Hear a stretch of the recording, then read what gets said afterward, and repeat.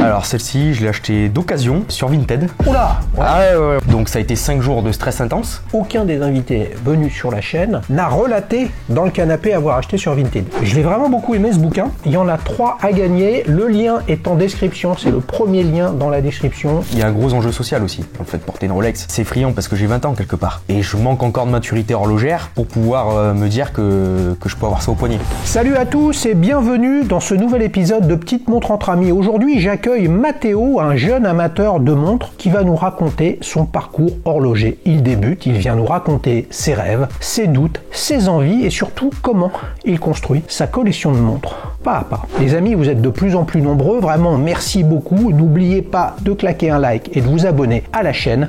C'est parti avec Matteo pour un nouvel épisode de Petite Montre entre amis. Ce programme vous est présenté par Dailicious, la première plateforme d'avis clients sur les montres. Des milliers de passionnés comme toi partagent leur avis sur leurs montres pour aider les autres à faire le bon choix. Rendez-vous sur www.dailicious.com pour raconter comment tu aimes ta montre. Salut Matteo. Salut Xavier. Ça va ? Ça va, je te remercie. Tu voulais me taper le high fives ? Ouais, comme ça c'est fait. À l'américaine les mecs, je sais pas s'il a l'accent américain, mais j'ai pas l'impression. Tu nous viens d'où ?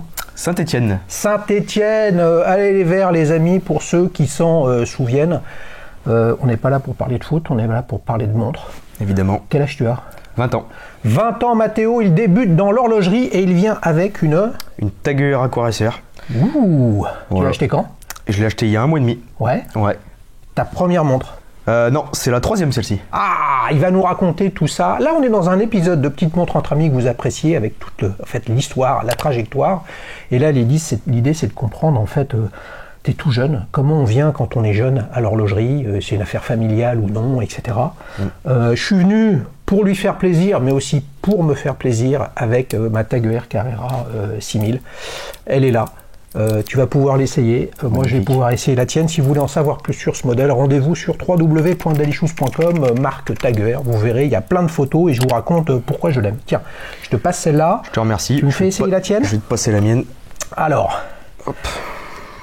les amis, c'est la première fois qu'on enregistre en 2025. Tous mes vœux, plein de bonnes choses, la santé, le bonheur, le soleil, les vacances, du travail, tout ce qu'il faut, et bien évidemment détoquante, que 2025 soit une année réussie de ce point de vue-là. T'as un petit poignet, dis donc, chouchou, là. Ouais, très petit poignet, ouais. Très petit poignet ? Ouais. Bon, écoute, c'est pas grave. Tag Heuer Aquaracer. Dis donc, elle me fait penser, mais je vois tout de suite que c'est une automatique, elle me fait penser à celle d'Emilien, qui était venu, un tout jeune comme toi, qui était un modèle à quartz. Alors, qu'est-ce qui fait que tu es allé sur ce produit-là ? Alors moi, concrètement, je voulais... j'avais un petit intérêt pour Tag Heuer, d'une part par son histoire en rapport avec l'automobile. Ouais. Parce qu'il faut savoir aussi que j'apprécie énormément l'automobile. Ouais. J'adore les voitures. Ouais. Il y avait aussi l'idée vraiment de monter en gamme, de passer dans, si je peux dire, la dimension du dessus, toute proportion gardée bien évidemment, par rapport à ce que j'avais pu avoir comme montre avant. Donc voilà. Et du coup, moi, ce que j'aime bien avec Tag Heuer, en fait, c'est ce côté un petit peu sportif. Ouais. Voilà, ce côté vraiment aussi ce côté sobre. Ouais. Avec aussi donc le bracelet que j'apprécie beaucoup. C'est un choix ce bracelet-là ou tu avais d'autres bracelets et finalement tu es parti sur ce mix un peu technique, quoi, tissu. Ouais, ça fait une sorte de semi-natto, semi-cuir, ouais. Un petit peu. Non, je voulais vraiment un bracelet comme ça, parce que le bracelet acier, j'avais peur quelque part un petit peu de m'enlacer. Je trouve que, bon, déjà j'ai sur mes autres montres, c'est que du bracelet acier. Ouais. Enfin, à part pour une, mais je lui ai pris un bracelet acier, donc disons que quelque part je me suis peut-être un petit peu lassé au niveau du bracelet acier. Ouais. Et je voulais quelque chose vraiment d'un petit peu sportif et surtout quelque chose qui me rappelait un petit peu l'automobile. Et là, c'est vrai que ces deux couleurs noires et jaune, c'est vrai que ça fait... On sent que ce côté sport ressort. Ouais. Qu'est-ce qu'il y a comme... quand tu dis automobile, c'est plutôt les sports mécaniques ou les voitures ? Ou les deux d'ailleurs ? Alors, les deux. Moi, j'aime bien la Formule 1. Ouais. Après... Qui est en noir et jaune en Formule 1 ? Personne, hein. Non, par contre, non, ouais, non, personne là-dessus. Historiquement, les amis, mais ce qu'il va savoir, il y avait une grande marque de voitures de sport anglaise qui était en Formule 1, qui était en noir et une sorte de jaune, noir et or. Ça te dit quelque chose, ça? Là, tout de suite. Lotus, oui. les amis, bien Ouais, sûr, Colin Chapman. Mais c'est pas tout à fait noir et jaune. Tu dois être excité comme un dingue à l'idée de voir Taguer arriver comme chronométreur de la Formule 1. Bah ouais, un petit peu, ouais. Tu crois? Ouais, quand même. De Saint-Étienne pour aller à Manicourt, on est à combien là? Oula. On est loin, hein. On est loin. Il faut traverser le Massif central. Ouais, il y a de la route. Il y a de la route. On craint pas, nous. On craint pas. Et ouais, ou sinon tu pas. descends au Castellet. Eh oui, sinon, ouais. T'es déjà allé voir un Grand Prix de Formule 1? Et non, j'aimerais beaucoup. T'aimerais beaucoup? Ouais. Aïe. Ça sera à faire, Eh oui, si vous voulez les amis, j'y serai cette année, c'est sûr, j'ai pris les places pour les 24 heures du Mans. Au mois mi-juin, on va se régaler sur le sujet. Taguer, sport automobile, c'est clair. D'ailleurs, les amis, il y a un classement des marques inspirées du sport automobile sur la plateforme d'Alichus. Plus il y a d'avis, plus il y a des marques qui peuvent et des modèles qui rentrent dans des classements, etc. Vous découvrirez, au-delà de Taguer et de ER, bien évidemment, d'autres marques inspirées du sport automobile. Je suis sûr que là-dedans, il y en a pas mal que tu connais pas. On pourrait se dire, attends, Taguer, il y a un modèle, une gamme même complète, qui est très branchée sport automobile chez Taguer, c'est la Carrera. Oui. Qu'est-ce qui fait que tu as plutôt choisi la Aquaracer? Tu vois, ça, on pourrait se dire, va jusqu'au bout du truc. Ouais, exactement. Et il faut savoir qu'en fait, moi j'aime beaucoup les plongeuses. Ouais. J'aime ce côté un petit peu aventurier, ce côté un petit peu robuste. Ouais. C'est ce qui m'attire bien. Je fais absolument pas de plongée, par contre. Mais c'est vrai que T'es pas très près de la mer, hein. je suis pas près de la mer du tout, même. Pas du tout. Mais ouais, c'est vraiment c'est vraiment le côté plongeuse qui me plaît, voilà. Donc qui te plaisait. Ouais, c'était vraiment ça. La Carrera est vraiment sympa aussi. Elle est peut-être un peu plus chère. La Carrera, ouais, elle est un peu plus chère aussi. Comment tu l'as acheté celle-là? Tu l'as acheté neuf, d'occasion, neuf de stock, raconte-nous tout. Alors celle-ci, je l'ai achetée d'occasion, ouais. Sur Vinted. Ouais. Oula. Ouais. Ah ouais, on va en discuter parce que ça aussi c'est intéressant. Donc je l'ai acheté sur Vinted à un collectionneur italien, voilà, qui s'appelle Fabio, et donc qui revendait, qui est un gros collectionneur de Taguer. Qui avait plusieurs Taguer à vendre, notamment des Carrera, il vendait aussi une Monaco. Et donc il m'a vendu cette montre en fait puisqu'il refaisait quelque part sa collection pour partir sur une Rolex Daytona. Ouais. Donc j'ai trouvé cette annonce sur Vinted. Autre modèle lié au sport automobile. Ouais, tout à fait. Ouais.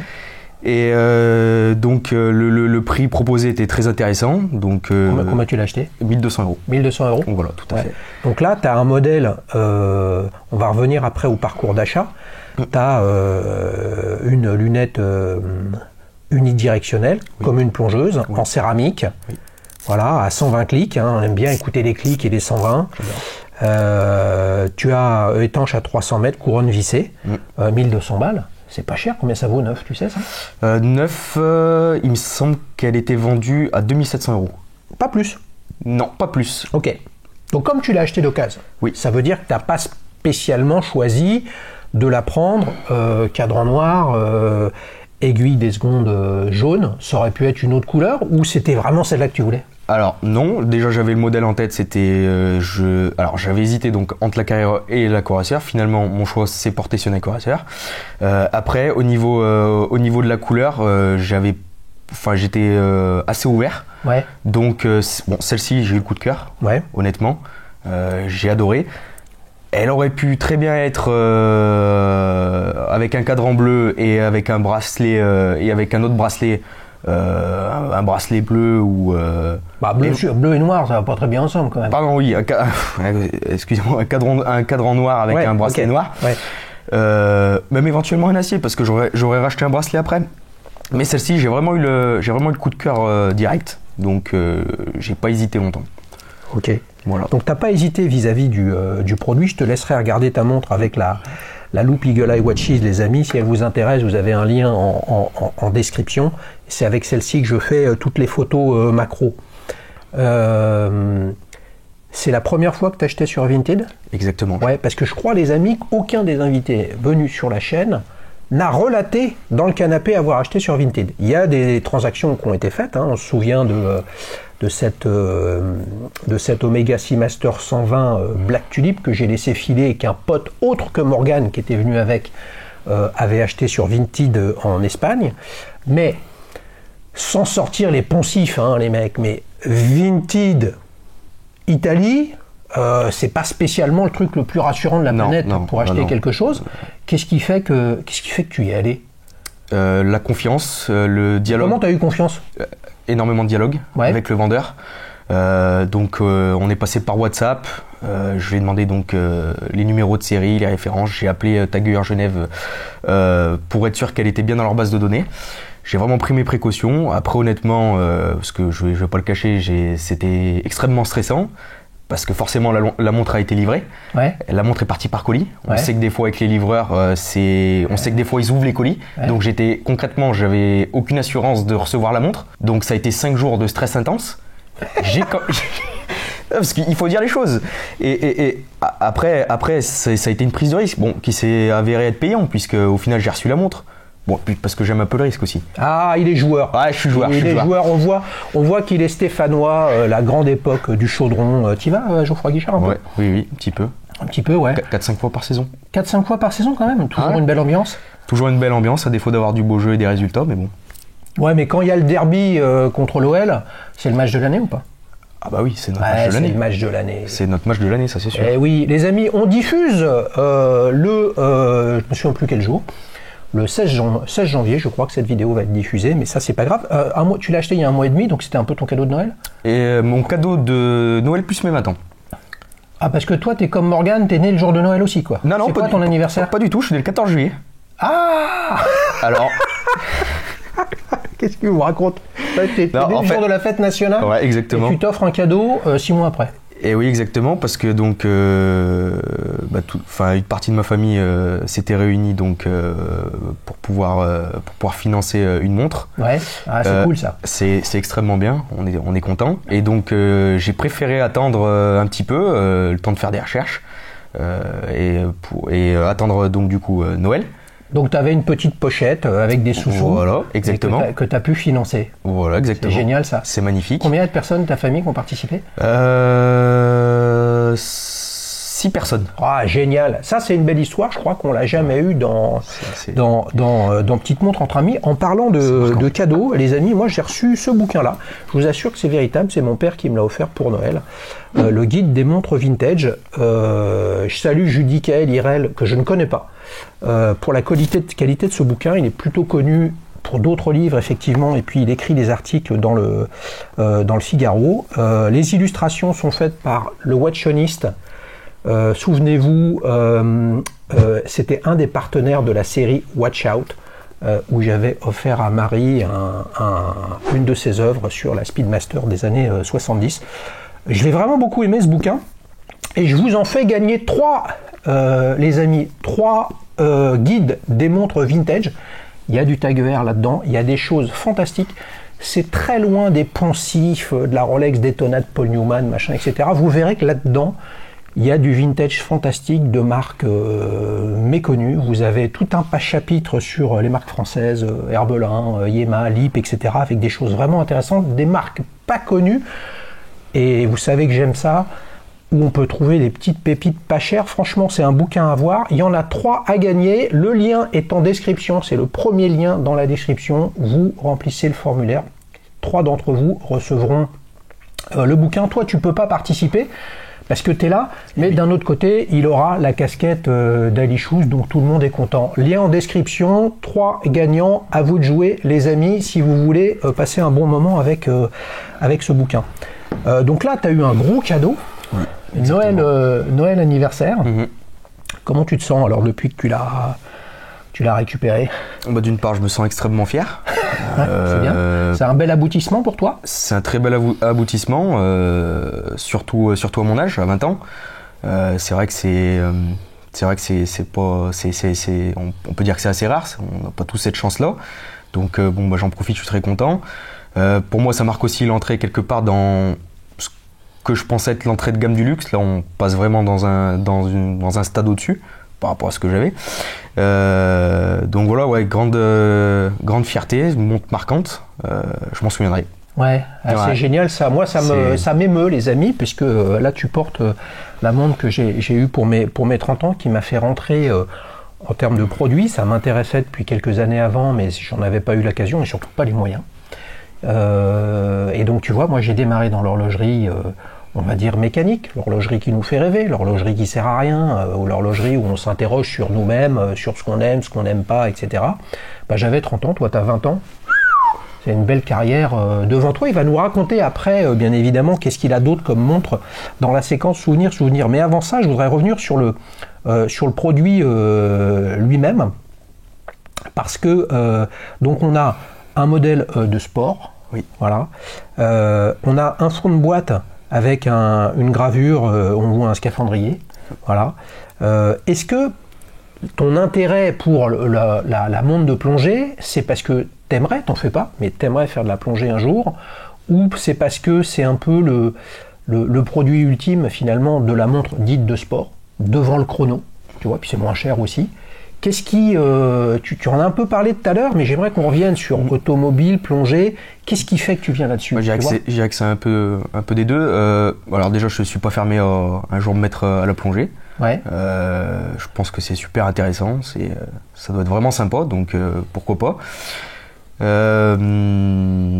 Ensuite, donc on était, oui, voilà, aussi ce que j'aime beaucoup, donc comme je l'ai dit, c'est ce côté vraiment robuste, c'est ce côté un petit peu aussi aventurier, je dirais pas passe-partout non plus, parce que bon, déjà je suis extrêmement soigneux, un peu maniaque sur les bords. Ouais. Donc bon, la portée bien évidemment, mais tout de même avec précaution, forcément. Mais voilà, ce côté robuste. Mais tu la portes tous les jours? Ah non. Non. Ah non. Mais là, on en apprend des choses avec des questions toutes bêtes. Hein. Pourquoi? Parce que tu as peur de l'abîmer?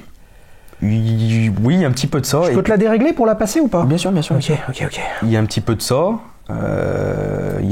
Et puis il y a cette envie toujours de l'apprécier, et peut-être quelque part aussi de ne pas se lasser.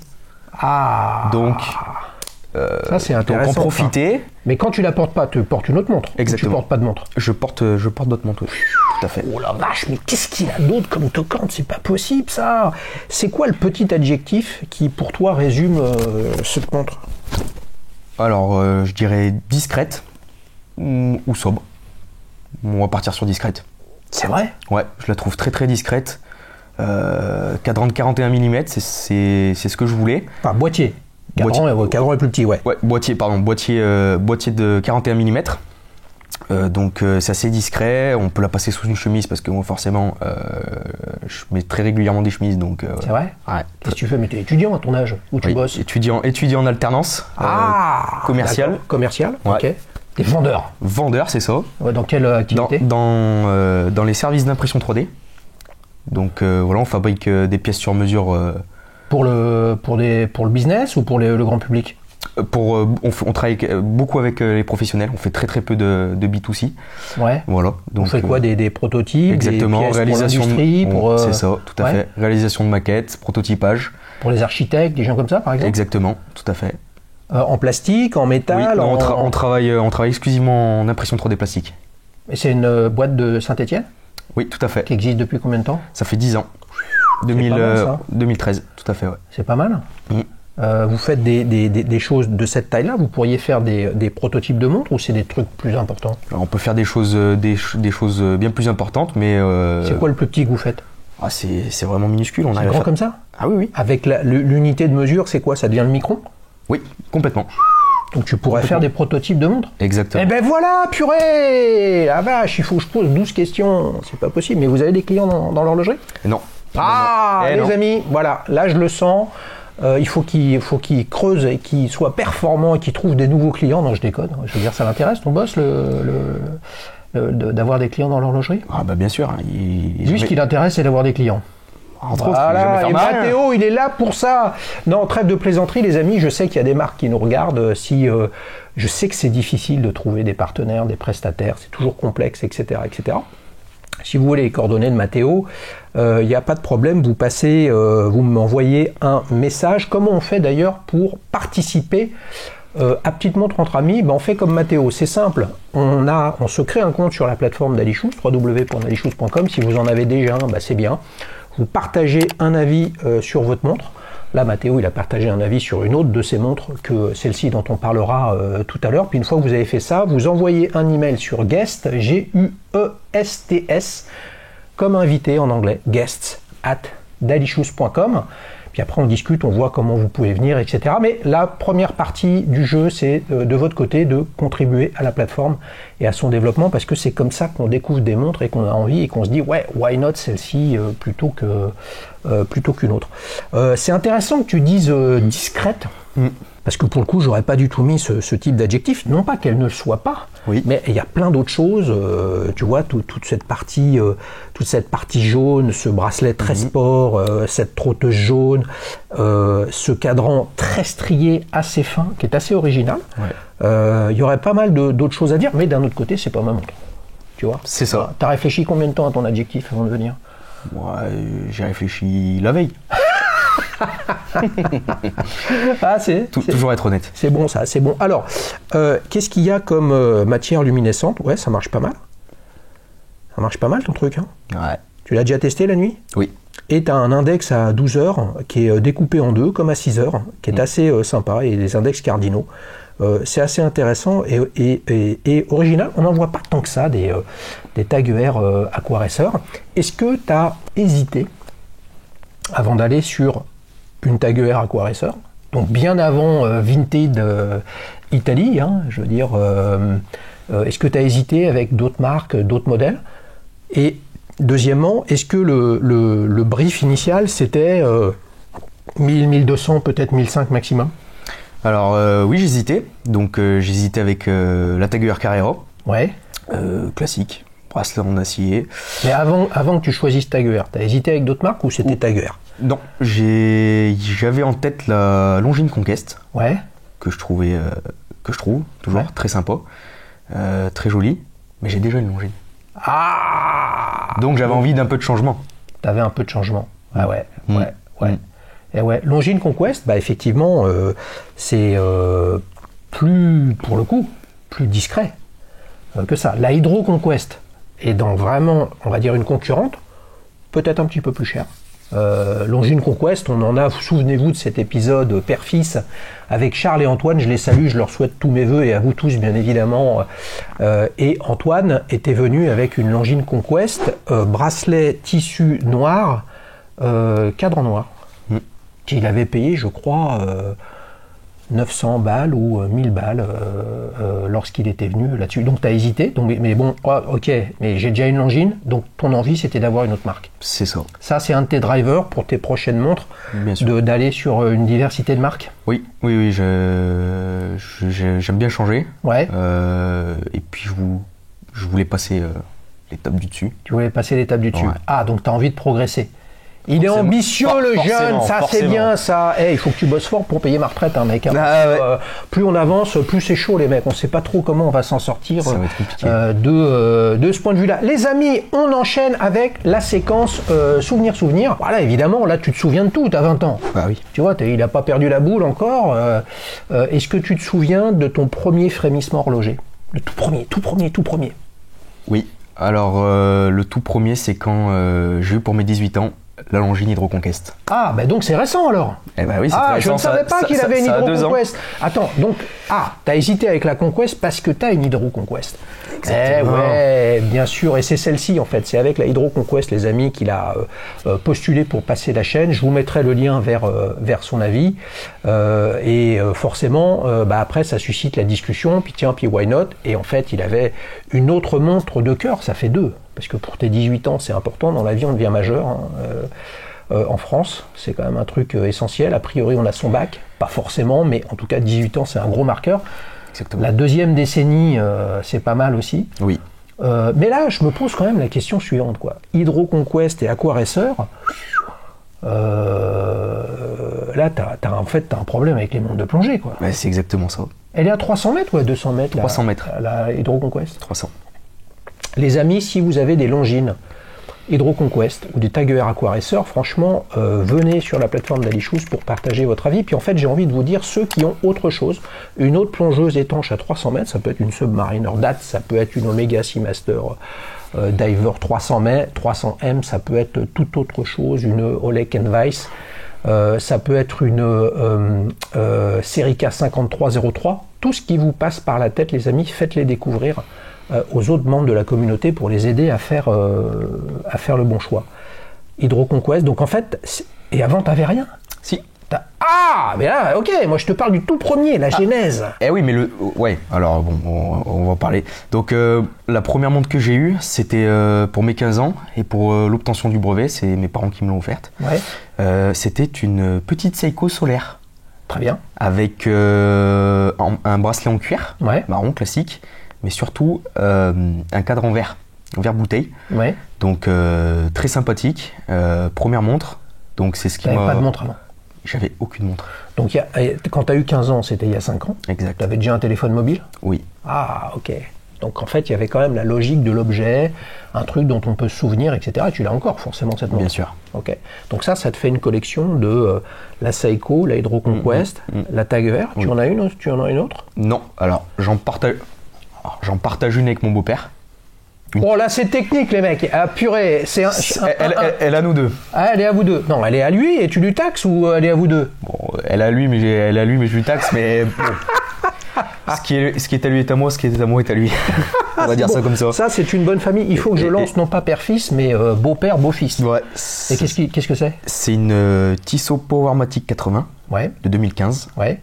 Bracelet d'acier. Ouais. Fond gris. Ouais. Cadran. Ouais. Cadran, c'est important, les mecs, les termes. Hein. Ouais, cadran gris. Cadran gris.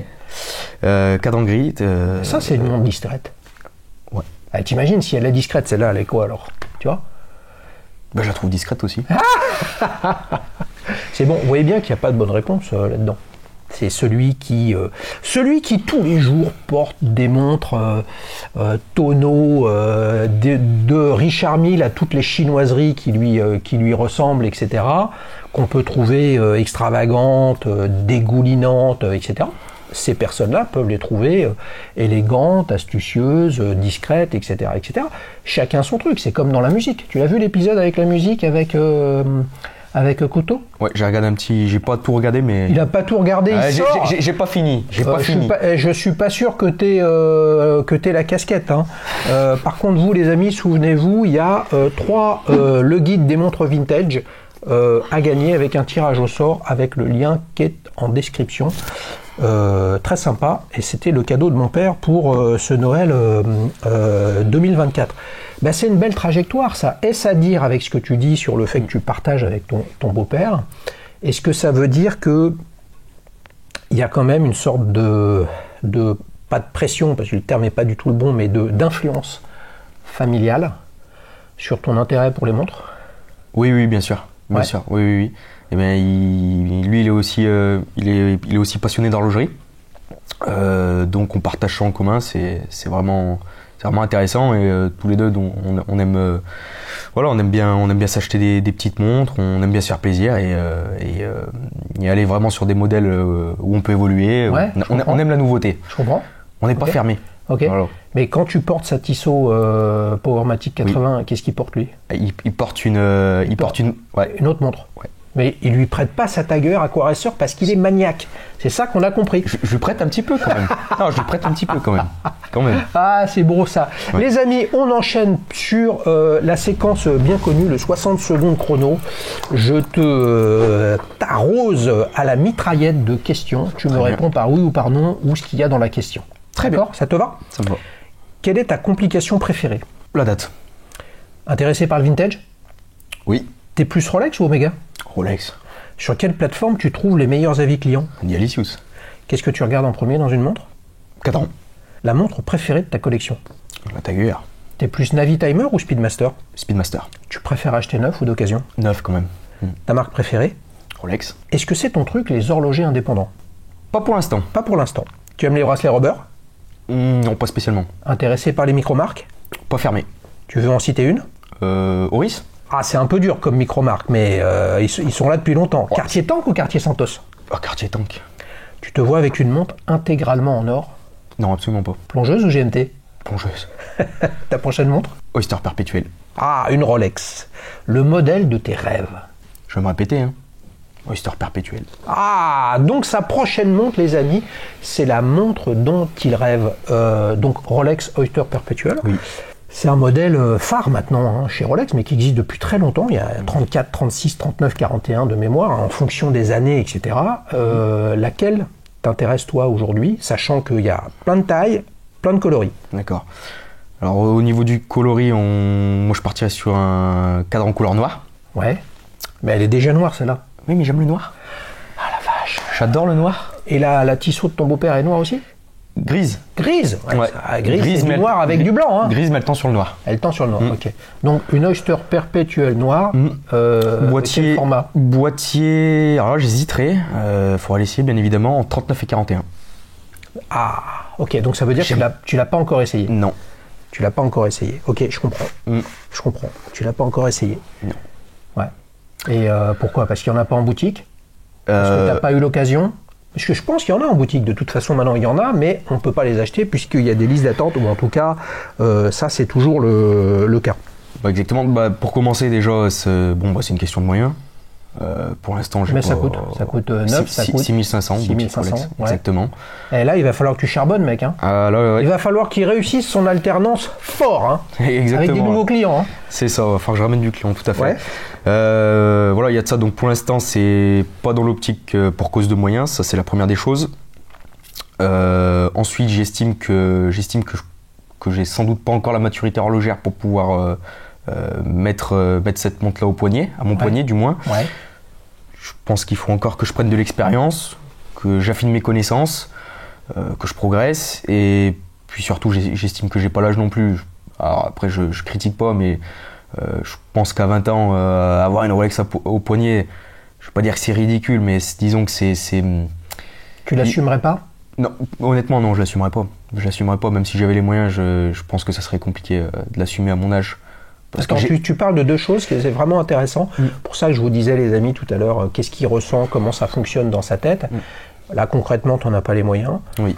Mais toi, tu te dis, il y a une dimension de connaissance et de parcours initiatique, en fait, pour atteindre ce type de produit. Puis après, il y a le fait de l'assumer.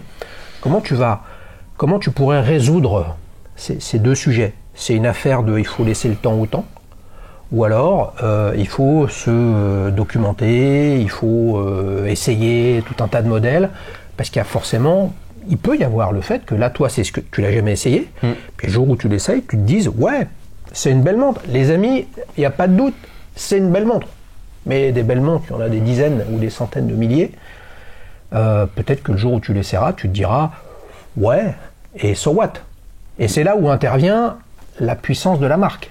Puisque dans le 60 secondes chrono, on voit bien que finalement, tu te dis, waouh, finalement, le Graal pour toi, c'est Rolex, quel que soit le modèle. Évidemment. Mais est-ce que tu penses que ça l'est réellement, le Graal, ou c'est parce que justement, comme tu assumes ta culture horlogère qui débute et donc qui doit progresser, il faut laisser la place au fait que, en progressant, finalement, tu préfères autre chose. J'estime vraiment qu'il faut que je me laisse du temps. Comme tu l'as dit, il faut sans doute que j'affine mes connaissances horlogères. Il y a une question de ça, il y a une question aussi, je pense, d'humilité. Ouais. Parce que j'estime, voilà, comme je l'ai dit précédemment, j'estime qu'à 20 ans, j'ai pas spécialement avoir ça au poignet, ça serait très compliqué à porter. Mais après, l'attirance aussi, donc pour Rolex, il y a ce côté prestige. Il y a un gros enjeu social aussi dans le fait de porter une Rolex.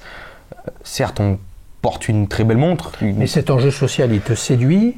Et j'ai l'impression qu'à la fois il te séduit et de l'autre côté il te repousse. Exactement. Et donc ça t'inquiète un peu. C'est tout à fait ça. Tu tapes vraiment dans le mille. Cet aspect social-là, il me séduit parce que j'estime que quand on peut se payer une Rolex, c'est que entre guillemets, on a bien travaillé. Ça met en lumière entre guillemets une sorte de réussite professionnelle ou réussite sociale, j'estime. Mais c'est effrayant, c'est effrayant parce que j'ai 20 ans quelque part. Donc pour l'instant, j'ai du mal à me projeter. Et je manque encore de maturité horlogère pour pouvoir me dire que je peux avoir ça au poignet. Les amis, on va faire un truc, je compte sur vous, on va essayer de lui proposer des alternatives, non pas pour le faire changer d'avis, mais en fait pour l'aider à maturer cette envie-là. Et pendant que tu parlais, je réfléchissais, et moi je me dis, tiens, il y a une alternative intéressante, beaucoup plus accessible d'un point de vue économique, où on a des boîtiers acier, des cadrans colorés, un ADN horloger authentique et sincère et historique, même si c'est plus récent. Je pense à la Nomos Club Sport Néomatique. Les amis, si vous avez ce modèle-là, quel que soit avec date ou sans date, et quelle que soit la couleur du cadran, je compte sur vous pour partager votre avis sur la plateforme.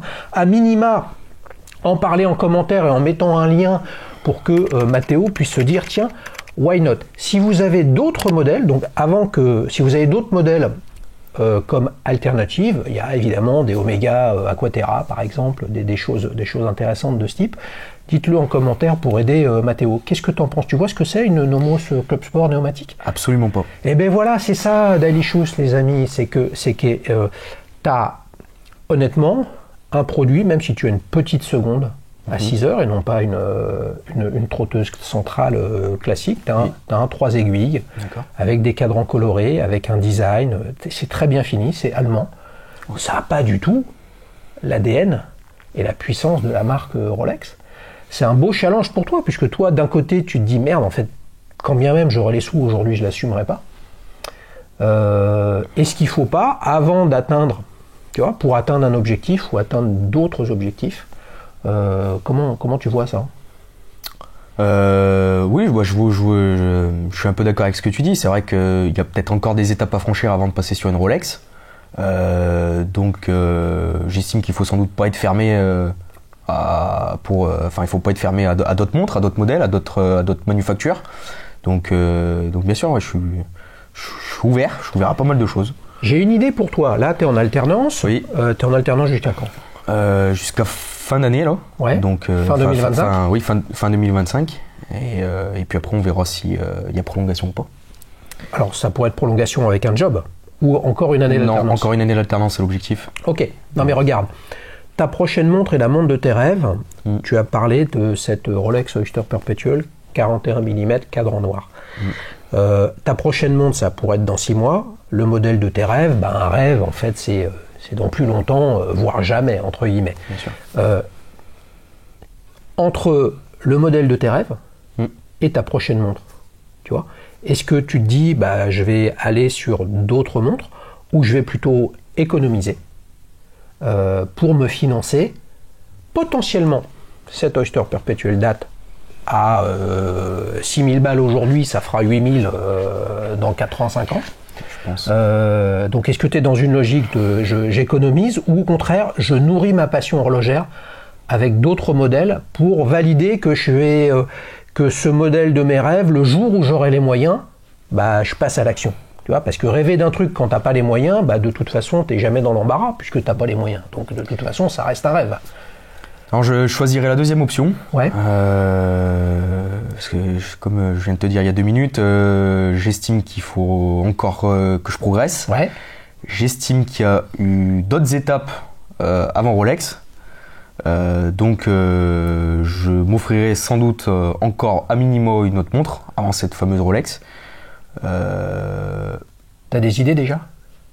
Bien sûr. Ah, il faut le travailler au corps.